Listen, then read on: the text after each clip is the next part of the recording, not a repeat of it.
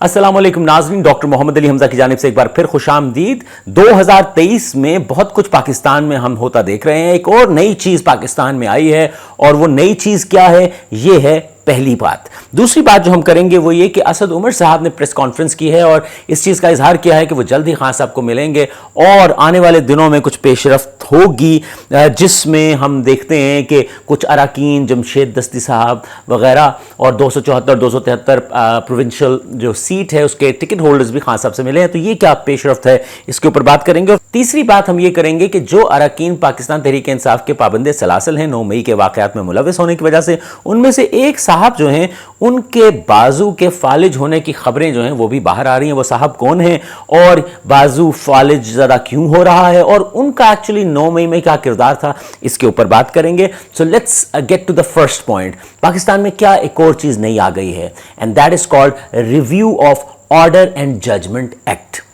ख़वातीन हज़रात, मैं आपको ये बताता चलूं कि आज से कुछ अर्सा पहले ही पार्लियामान जो है, जो इस वक्त पीडीएम की हुकूमत है, इन्होंने प्रैक्टिस एंड प्रोसीजर एक्ट जो है उसको तरतीब दिया और तरतीब दे के उसको पार्लियामान और सेनेट से गुजारने की कोशिश की, लेकिन वो बिल जो है वो पास ना हो सका। लेकिन उसी के नेमुल बदल में एक नया बिल जो है वो पास भी हो गया। अब वो एक्ट की शक्ल भी इख्तियार कर गया है, and that is called review of order and judgement act. बुनियादी तौर पर review of order and judgement act का जो मुद्दा है वो ये है कि आपके जो केसेस सुप्रीम कोर्ट के लेवल तक गए और सुप्रीम कोर्ट में भी उनको यस किया गया और उनको एंडोर्स किया गया, तो आप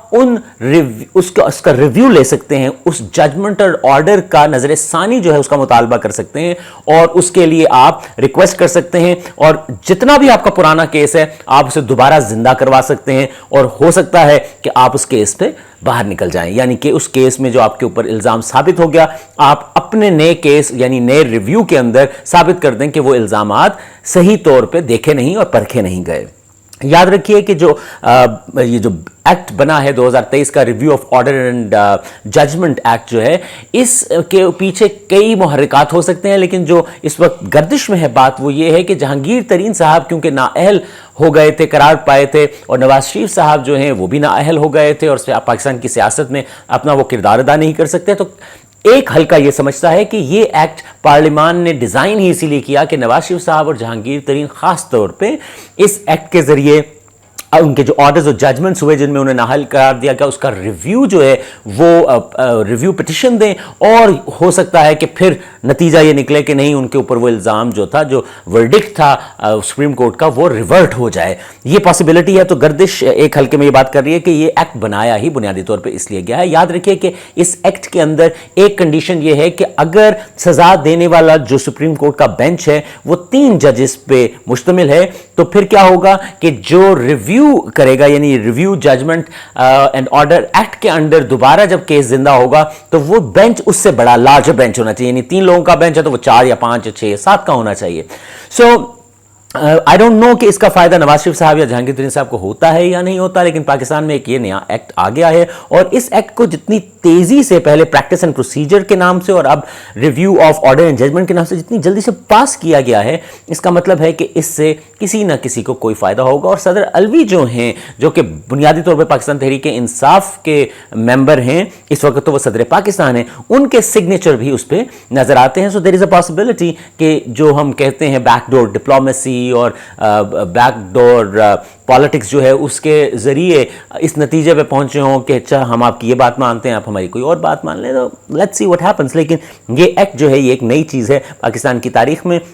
कई लोगों का ये भी कहना है, एक गर्दिश बात एक हल्के में ये भी कर रही है कि इस कानून का बुनियादी तौर पे नवाज शरीफ साहब को कोई फ़ायदा नहीं है, क्योंकि नवाज शरीफ साहब ने नज़र सानी की अपील जो है वो कर दी थी, और जब आप नज़र सानी की अपील कर लेते हैं तो फिर आपको ये हक हासिल नहीं है, आई थिंक दफ़ा 184 के तहत। लेकिन द पॉइंट इज़ नॉट कि नज़र सानी, पॉइंट इज़ कि ये एक्ट आपको इजाज़त देता है कि अगर एक सर्टन एरा के अंदर खास जजेस थे और उनके बारे में आपका तस्वुर यह है कि वो जजेस आपसे पर्सनल लेवल पे ग्रज रखते थे और उनका ये फैसला आया और नजर सानी में भी ये फैसला आया, तो आप एक बार फिर अपने केसेस को एक नए एरा के अंदर नए जजेस के सामने जिंदा कर सकते हैं। That's what this all about.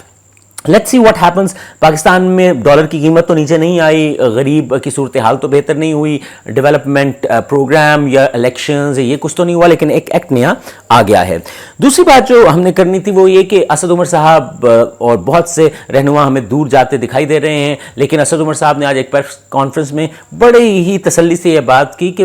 اراکین بے شک پاکستان تحریک انصاف سے دور جا رہے ہیں, لیکن ووٹ پی ٹی آئی کا ہے. یہ تصور کیا جاتا ہے, ایک سرٹن حلقہ یہ سمجھتا ہے کہ آج بھی اگر ووٹ کی طاقت کی بیس پہ ہم بات کریں تو خان صاحب کے ووٹرز ابھی بھی انٹیکٹ ہیں. ہاں, کارکنان کی پکڑ دھکڑ ہوئی, لیکن اس میں بھی ڈیفینیٹلی ان کا اپنا کردار تھا, اور وہ کردار تھا 9 مئی کے اندر جلاؤ گھراؤ اور توڑ پھوڑ میں شامل ہونا. اور یقیناً آپ شرپسند عناصر کا نام بھی لے سکتے ہیں, لیکن اب تو بہت سا مٹیریل ایسا سامنے آیا ہے جس سے ثابت ہوتا ہے کہ پاکستان تحریک انصاف کے جو چہرے, جو اسٹیبلش چہرے تھے, وہ بھی شامل ہیں. فار ایگزامپل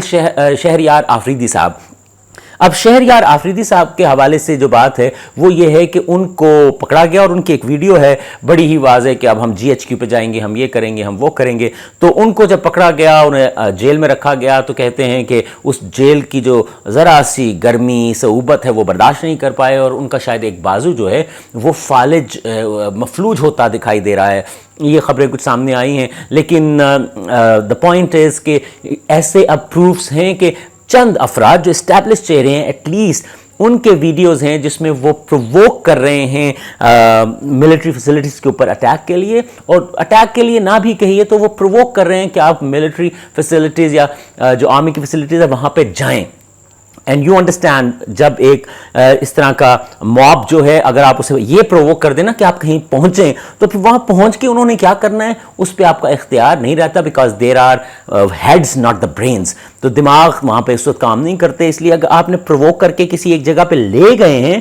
تو اس میں لے جانے میں آپ ذمہ دار ہیں. آگے پھر جو ہوا وہ شرپسندوں نے یا کس نے کیا وہ تو ہے ہی ہے, لیکن بہت سے اب جو ہے ویڈیوز آئے ہیں جس میں یہ چیزیں آ رہی ہیں. اور شہریار آفریدی صاحب کے حوالے سے بھی ایک ویڈیو بہت ہی عام جو ہے وہ اب وائرل ہے, یعنی کہ ہر ایک کی نظر سے گزر چکا ہے کہ یہ کریں اور وہ کریں, اور یہ اس طرح کا سلسلہ بنایا گیا کہ شاید everything is captured now by the civilians, لیکن ہوا کچھ ایسا نہیں ہو, پھر اس سے کچھ الٹ گیا ہے, اور اس کا نقصان پاکستان تحریک انصاف کو کہیں نہ کہیں ہوا ہے, خان صاحب کو کہیں نہ کہیں ہوا ہے. لیکن اگین اسد عمر نے آج جو پریس کانفرنس کی, انہوں نے کہا کہ ان کا جو ووٹر ہے عمران خان کا وہ انٹیکٹ ہے, وہ ووٹ خان صاحب کو دے گا. آج ہم نے دیکھا کہ 274 اور 273 پی پی سے جمشید دستی اور کئی ticket holders P T I کے وہ خان صاحب سے ملے, اور آنے والے دنوں میں خان صاحب نے 10 جون کا ٹائم دیا کہ 10 جون کو ہی will come up with some idea and something. Last thing جس کے اوپر بات کرنا ضروری ہے وہ ہے محترم رانا ثناءاللہ صاحب کی پریس کانفرنس انہوں نے کی رات 12:45 پہ, and that was very strange. عموماً ایک ازراہ مزاح یہی سمجھا جاتا ہے کہ رات 12 بجے عید کا اعلان ہو جاتا ہے, چاند نظر آ جاتا ہے, تھنگس لائک دیٹ. لیکن 12:45 پہ انٹیریئر منسٹر کا ٹی وی پہ آنا, اور جس وقت میجورٹی دنیا سو رہی ہے, اور اس وقت پریس کانفرنس کرنا, دیٹ ریزز کویسچن, کیونکہ اس وقت انہیں بھی پتا ہے کہ دنیا نہیں سن رہی آپ کی بات, لیکن انہوں نے اسٹیبلش کیا کہ 12:45 پہ ہم نے یہ بات کر دی. یہ بالکل اسی طرح ہوتا ہے کہ مقدمات میں کہا جاتا ہے کہ اگر دو افراد کے درمیان جھگڑا ہو اور مسٹر اے مسٹر بی کے اوپر پہلے ایف آئی آر کروا دے, تو مسٹر بی کی جو ایف آئی آر ہے وہ ٹیکنیکلی کمزور پڑ جاتی ہے, کیونکہ وہ لگتا ہے کہ وہ صرف بدلے میں ایف آئی آر کٹوا رہا ہے. اس لیے جو پہل کر جائے, سو کہتے ہیں نا offence is the best defence. تو رانا ثناءاللہ صاحب کی 12:45 پہ جو پریس کانفرنس ہوئی, it appears to be offense is the best defense والی صورتحال تھی کہ اس سے پہلے کہ کوئی بات سامنے آئے, وہ بات چاہے جیلوں میں خواتین کے ساتھ بدسلوکی کی ہو یا دیگر, انہوں نے آ کے اسٹیبلش کر دیا رات 12:45 پہ کہ اس سے پہلے تو ہم اس اظہار کر چکے تھے اس خدشے کا کہ ایسا اب یہ کریں گے. سو دا پوائنٹ از کہ رانا ثناءاللہ صاحب کی 12:45 پہ جو پریس کانفرنس ہے اس کی کوئی اور وجہ سمجھ سے باہر ہے. صرف یہی وجہ سمجھ آتی ہے کہ صرف ریکارڈ پہ لے آؤ کہ دیکھو جی ہم نے آپ لوگوں کے الزام لگانے سے پہلے ہی اظہار کر دیا کہ آپ ایسا کر سکتے ہیں, اور ہم نے بتا دیا تھا اور آپ نے ویسا ہی کیا, اس کا مطلب آپ جھوٹے ہیں, ہم سچے ہیں. یہ پنگ پونگ جو ہے یہ باتوں کی چل رہی ہے. مذاکراتی ٹیم بھی کچھ کام کرنے کی کوشش کر رہی ہے, لیکن کئی مذاکراتی ٹیم کے لوگ جو ہیں وہ ذرا تتر بتر بھی ہیں. خان صاحب کی مذاکراتی ٹیم جو ہے, اور چیزیں وہ کہہ رہے ہیں نا گوما گوں کی کیفیت میں چلی جا رہی ہیں. لیٹس سی کیا ہوتا ہے آنے والے دنوں میں. وی وش کہ پاکستان میں چیزیں بہتر ہوں, الیکشن کی طرف جائیں, ہم آہنگی پیدا ہو, اور ایک دوسرے کی عزت اور وقار جو ہے اس کا احترام کیا جائے. اور یقیناً ادارے افراد کے ہیں, افراد اداروں کے ہیں. It's unity that brings us together, it's unity that can take us further, nothing else. خلفشار, انتشار, جھگڑا, یہ ہمیں آگے نہیں لے جا سکتا. سو ہمیں بحیثیت قوم اکٹھے ہونا ہے, اور اس کے لیے جو اکابرین ہیں, جو عمائدین ہیں, جو بزرگ سیاستدان ہیں, they have to put in some effort. آج تک کے لیے اتنا ہی ناظرین. اگلے ویلاگ کے لیے اجازت دیجیے. سبسکرائب چینل کو کرنا نہ بھولیے گا. خدا حافظ.